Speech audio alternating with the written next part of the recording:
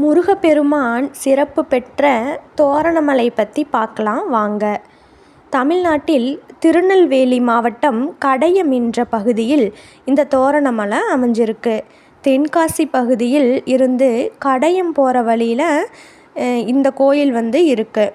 சிவபெருமானுக்கும் பார்வதி தேவிக்கும் திருமணத்தை போது வெயிட் காரணமாக இமயமலை ஒரு பக்கமாக சாஞ்சிருக்குது.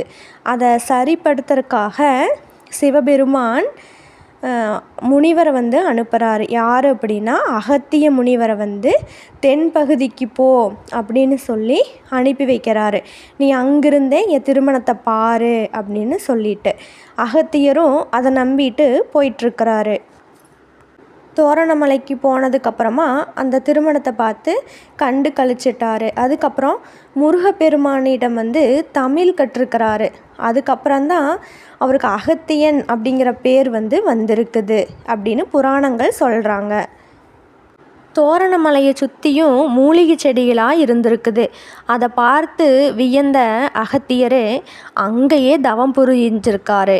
தவம் புரிஞ்சது மட்டும் இல்லாமல் அந்த மருத்துவத்தையும் கற்று தனது சீடர்களுக்கும் கற்றுக் கொடுத்துருக்கிறாரு.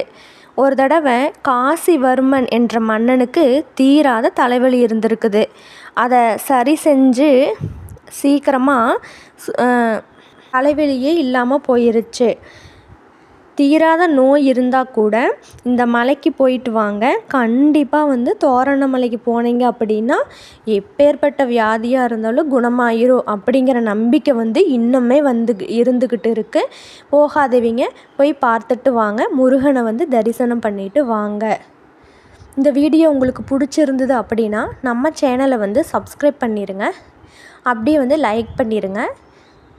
நம்ம சேனலில் முருகரோட பதிவுகள் நிறையா போட்டிருக்கிறோம். அதுலேயும் போய் பாருங்கள். முருகன் அருள் எல்லாத்துக்குமே கிடைக்கட்டும்.